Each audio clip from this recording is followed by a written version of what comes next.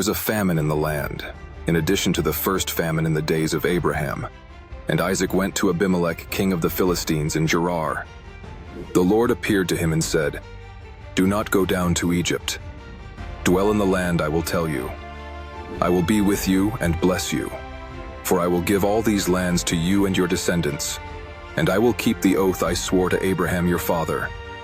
I will multiply your descendants like the stars of heaven. I will give all these lands to your descendants, and all the nations of the earth will be blessed in your descendants, because Abraham obeyed my voice and kept my commandments, my statutes, and my laws." And Isaac remained in Gerar.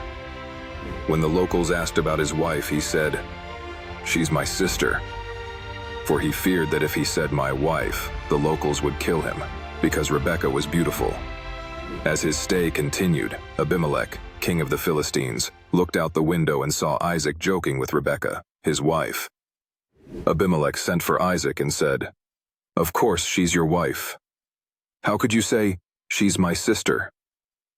Isaac answered, "I said so, lest I die for her sake."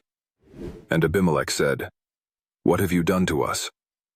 It was not long before one of the people lay with your wife, and you would have made us guilty."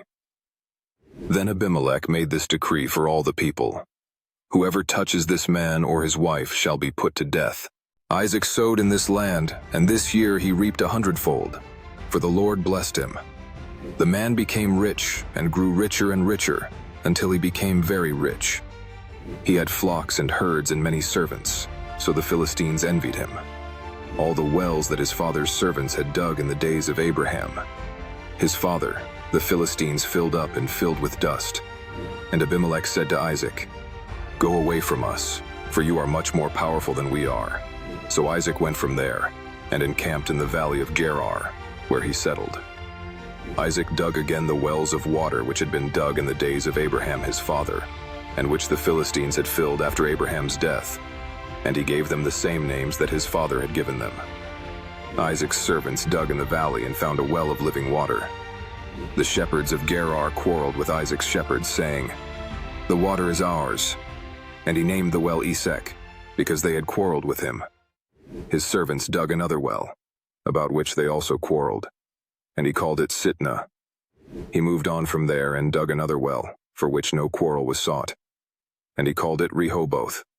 For, he said, "The Lord has now put us out to sea, and we shall prosper in the land." He went up from there to Beersheba. The Lord appeared to him in the night and said, "I am the God of Abraham your father. Do not be afraid, for I am with you. I will bless you and multiply your descendants for the sake of Abraham my servant." He built an altar there, called on the name of the Lord, and pitched his tent. And Isaac's servants dug a well there. Abimelech came to him from Gerar, with Ahuzath, his friend, and Pichol, the captain of his army. Isaac said to them, "Why have you come to me, since you hate me and sent me away from you?" They answered, "We see that the Lord is with you. Therefore we say, let there be an oath between us and you, and let us make a covenant with you. Swear that you will do us no harm, just as we have not mistreated you, only done you good, and let you go in peace. You are now blessed by the Lord." Isaac made them a feast, and they ate and drank. They rose early in the morning and swore an oath to each other. Isaac let them go, and they left him in peace. That same day, Isaac's servants came and told him about the well they were digging, and said, "We've found water." And he called it Sheba. This is why the town is called Beersheba to this day.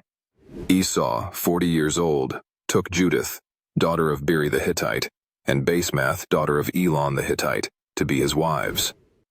They were a cause of bitterness in the hearts of Isaac and Rebekah.